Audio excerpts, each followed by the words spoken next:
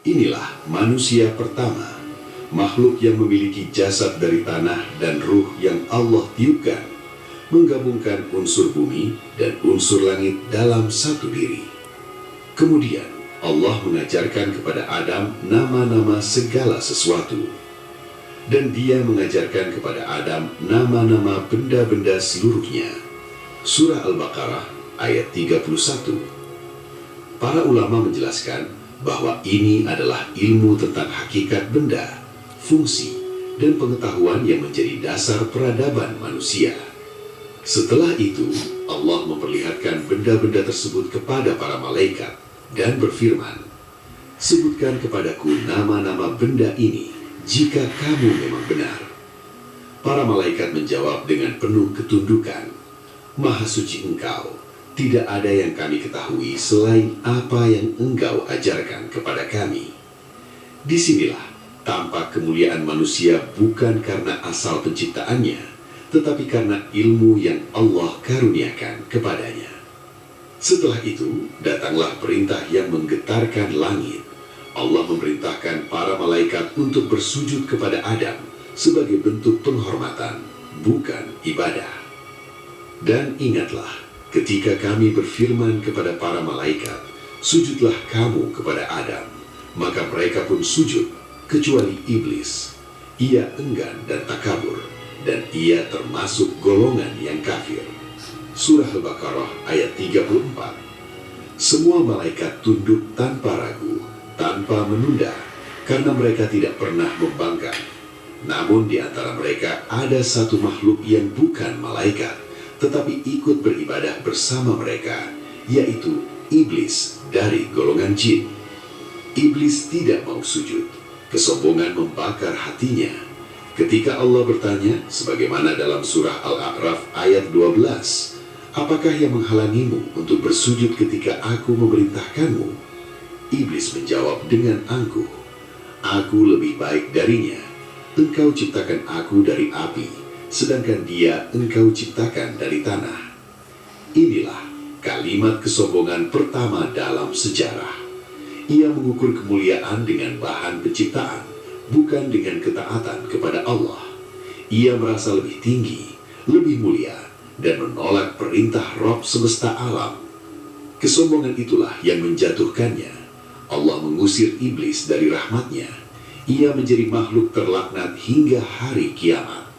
Namun sebelum pergi, ia meminta penangguhan umur hingga hari kebangkitan, dan ia bersumpah, "Karena engkau telah menyesatkanku, pasti aku akan menghalangi mereka dari jalanmu yang lurus." Surah Al-A'raf ayat 16. Sejak saat itu, permusuhan antara iblis dan anak cucu Adam dimulai.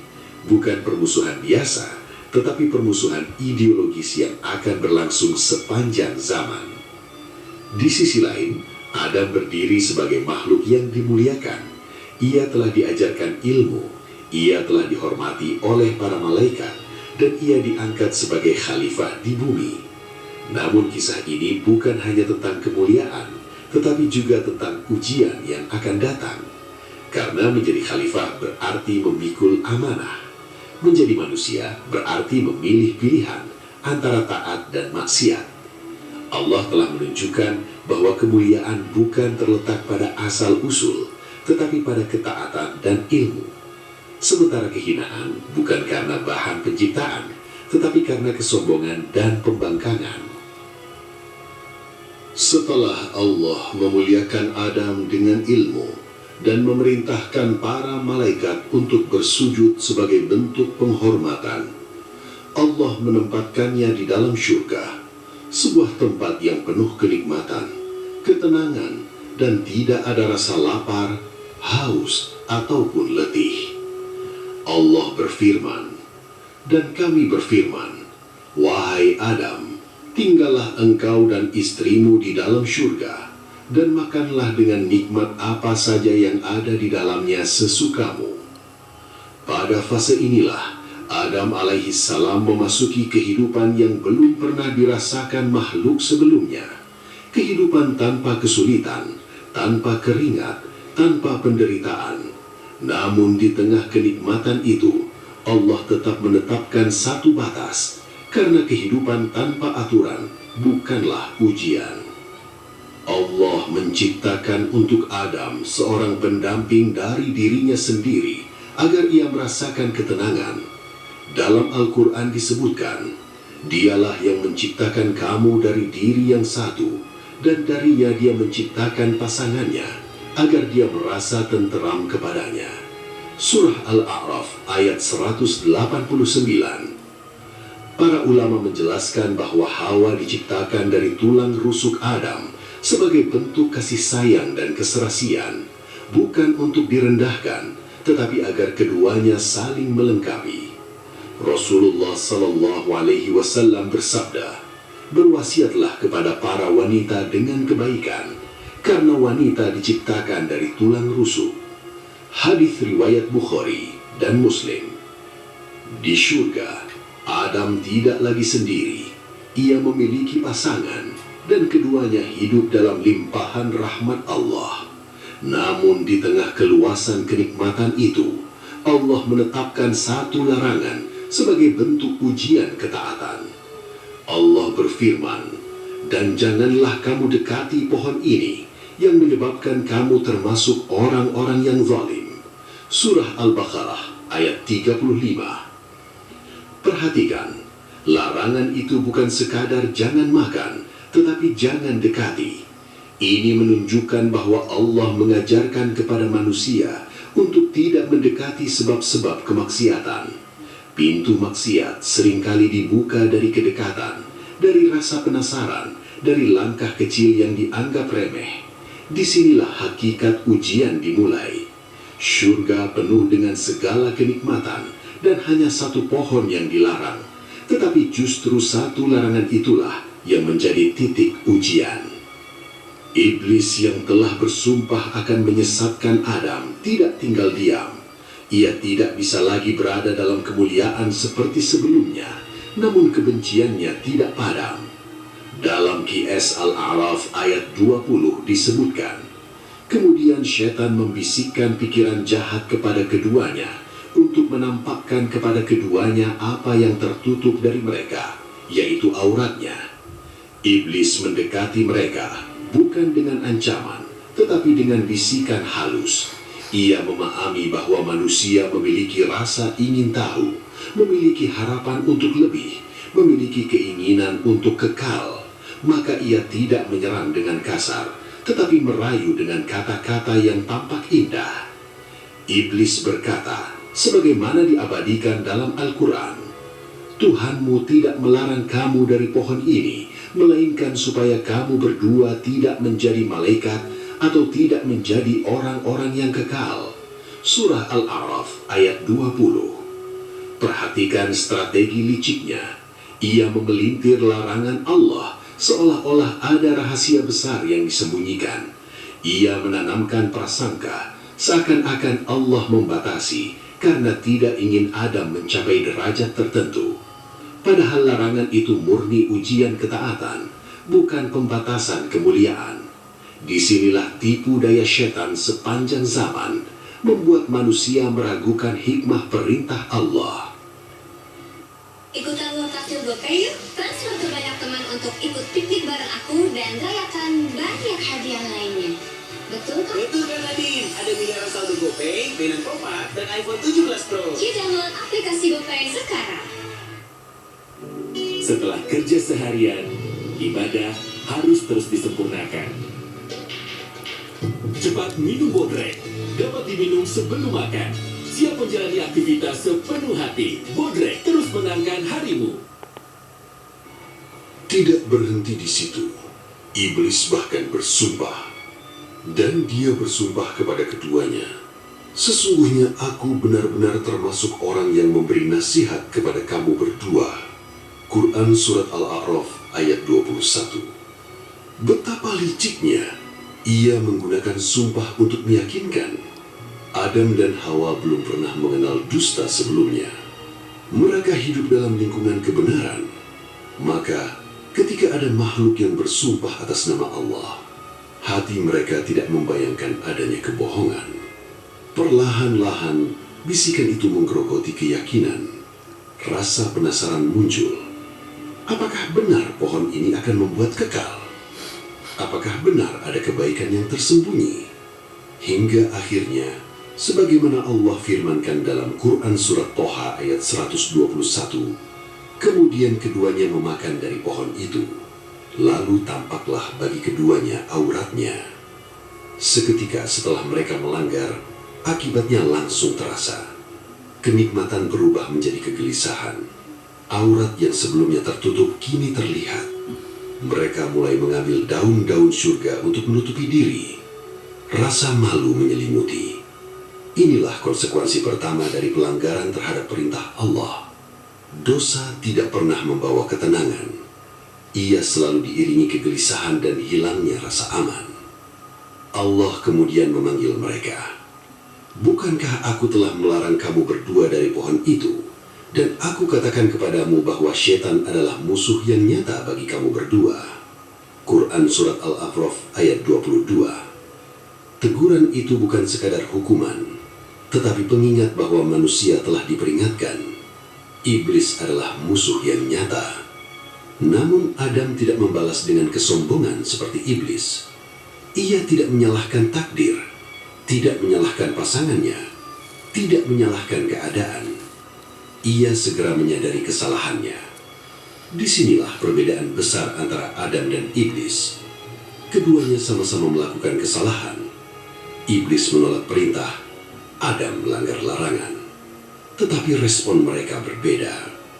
Adam dan Hawa berdoa dengan penuh penyesalan.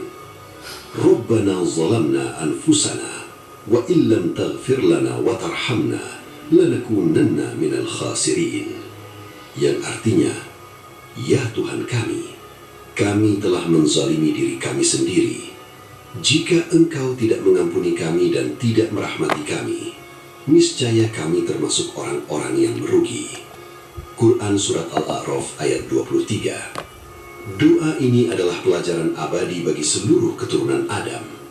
Mengakui kesalahan, tidak membela diri, tidak mencari kambing hitam, tetapi memohon ampun dengan penuh kerendahan hati. Allah yang Maha Pengampun menerima taubat mereka. Dalam Quran Surat Al-Baqarah ayat 37 disebutkan, kemudian Adam menerima beberapa kalimat dari Tuhannya, maka dia menerima taubatnya.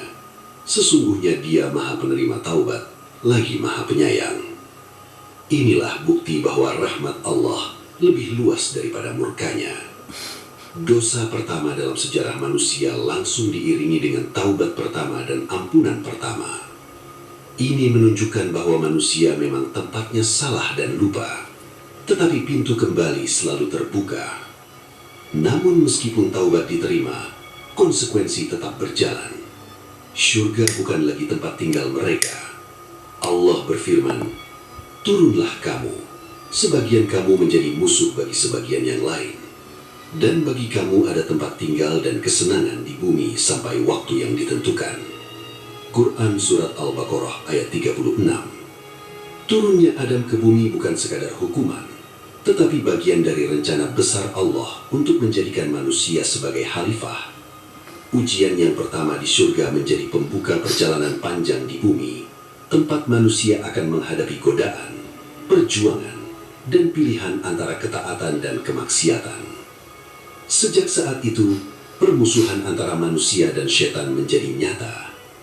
Iblis telah berhasil menggoda Adam sekali, tetapi ia tidak pernah berhenti.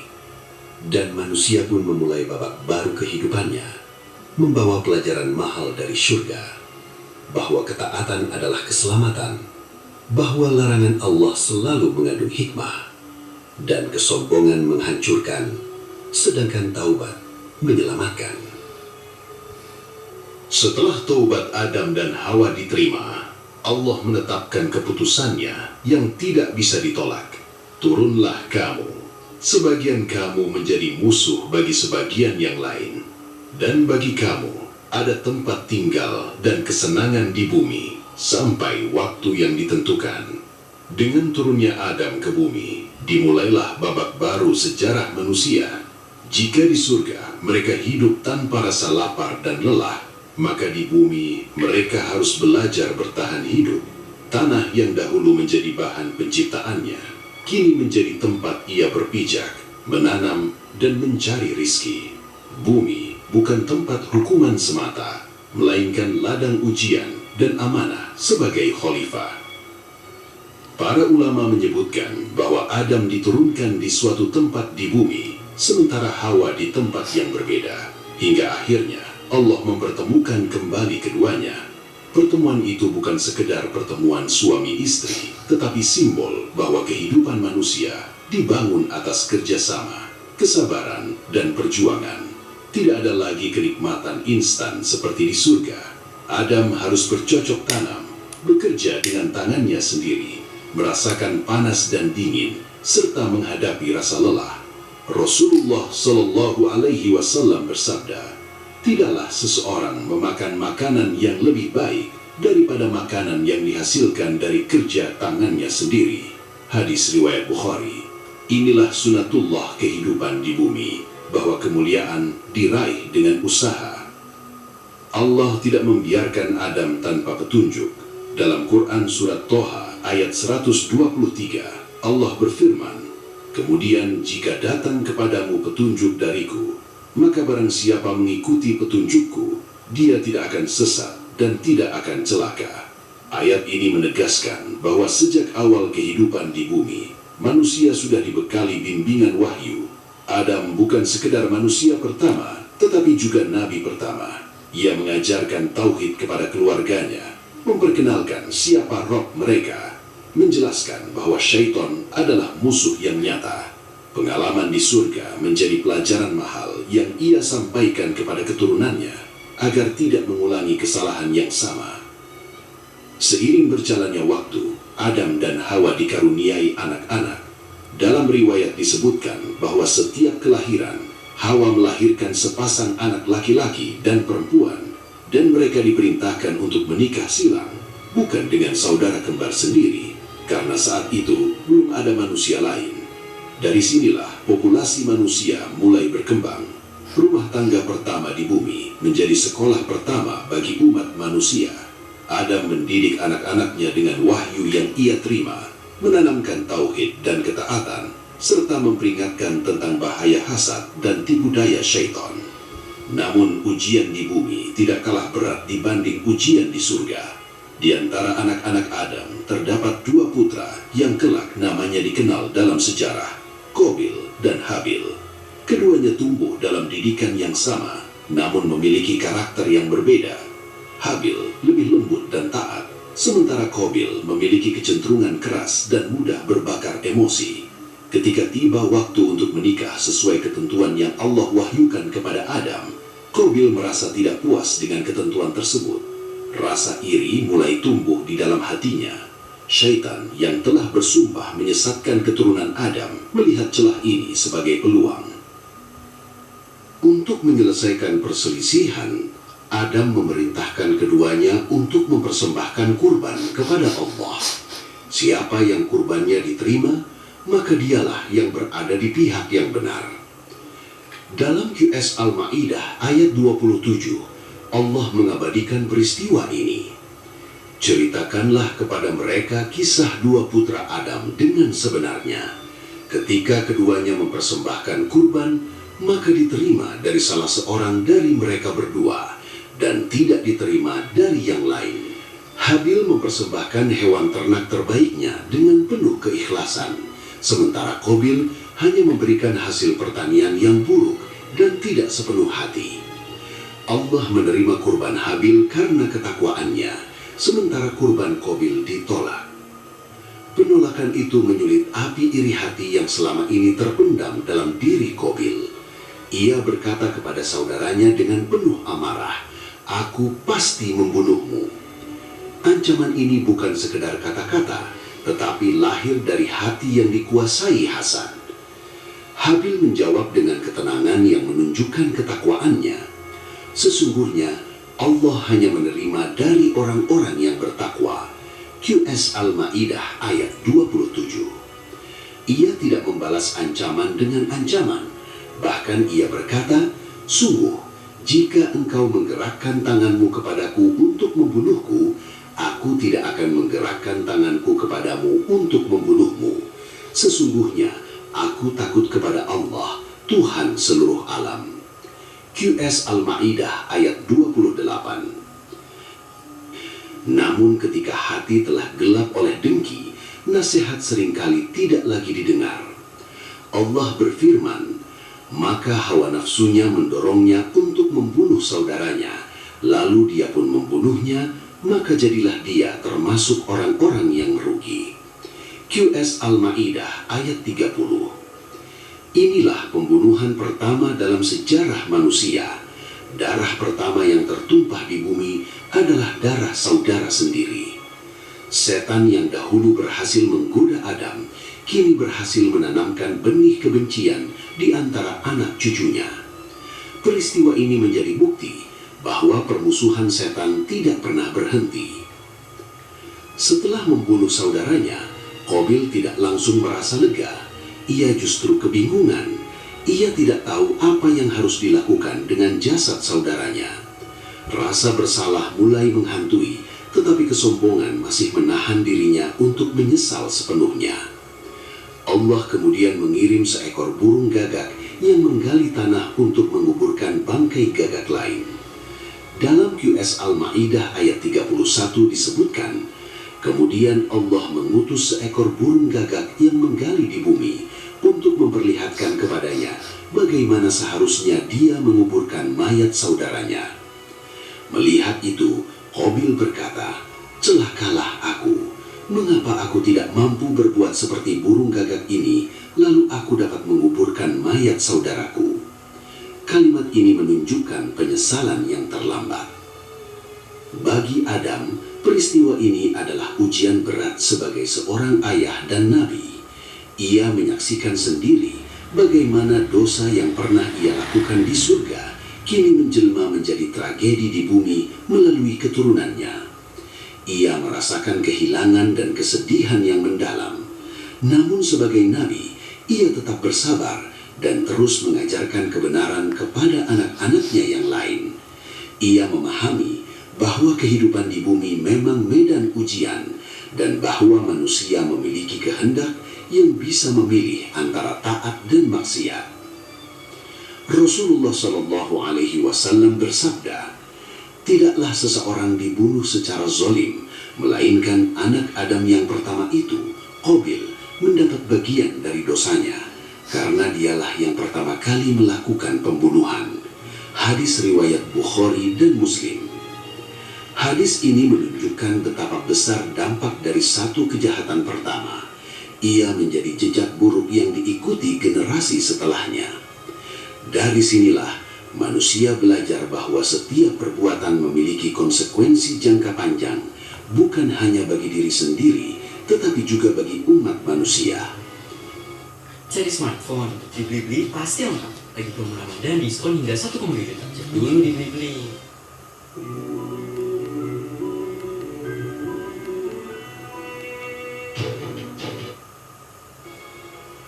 Waktu terus berjalan.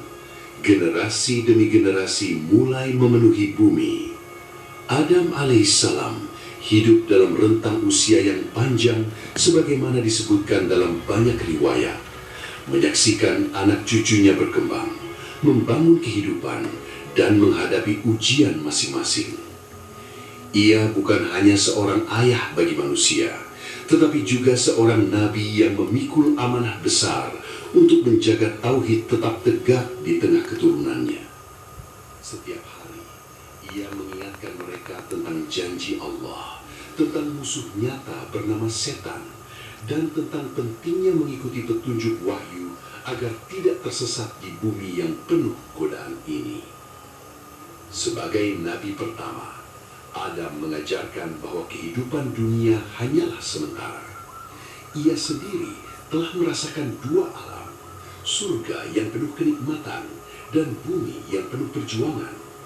Ia mengetahui bahwa tujuan akhir manusia bukanlah dunia, tetapi kembali kepada Allah dengan membawa iman dan ketaatan. Dalam surat Toha ayat 124, Allah memperingatkan, dan barang siapa berpaling dari peringatanku, maka sesungguhnya baginya penghidupan yang sempit, dan kami akan menghimpunkannya pada hari kiamat dalam keadaan buta. Ayat ini menjadi bagian dari pengajaran Adam kepada keturunannya, agar mereka tidak mengulangi kesalahan yang sama, tidak tergoda oleh bisikan yang menjauhkan dari kebenaran. Dalam sebuah riwayat yang disebutkan oleh para ulama tafsir, ketika Allah menciptakan Adam dan memperlihatkan kepadanya keturunannya, Adam melihat di antara mereka seorang yang wajahnya bercahaya. Adam bertanya, "Ya Rob, siapa ini?" Allah menjawab bahwa itu adalah Daud, seorang nabi dari keturunannya yang akan hidup di akhir zaman dengan usia 60 tahun. Adam merasa kagum dan berkata, "Ya Rob, tambahkanlah usianya." Allah berfirman bahwa umur Daud telah ditetapkan 60 tahun. Maka Adam berkata, "Aku hibahkan 40 tahun dari umurku untuknya." Maka ditetapkanlah umur Adam 1000 tahun dan Daud 100 tahun. Riwayat ini menunjukkan sifat kasih seorang ayah terhadap keturunannya, bahkan kepada generasi yang belum ia temui. Namun, ketika malaikat maut datang menjemput Adam di akhir usianya, ia seakan lupa akan hibah tersebut, sebagaimana disebutkan dalam hadis riwayat Tirmidzi. Dan inilah sifat manusia, ia bisa lupa. Rasulullah Shallallahu Alaihi Wasallam bersabda, "Adam lupa, maka lupa pula keturunannya. Adam berbuat salah, maka berbuat salah pula keturunannya." Hadis ini bukan untuk merendahkan manusia, tetapi menjelaskan tabiatnya yang lemah dan membutuhkan petunjuk. Hari-hari terakhir kehidupan Adam semakin mendekat. Tubuhnya yang dahulu tegap mulai melemah. Usianya yang panjang tidak menjadikannya abadi.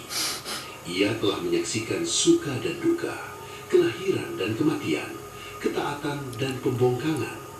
Ia pernah merasakan kehormatan ketika para malaikat bersujud kepadanya, dan pernah merasakan penyesalan ketika melanggar larangan Allah.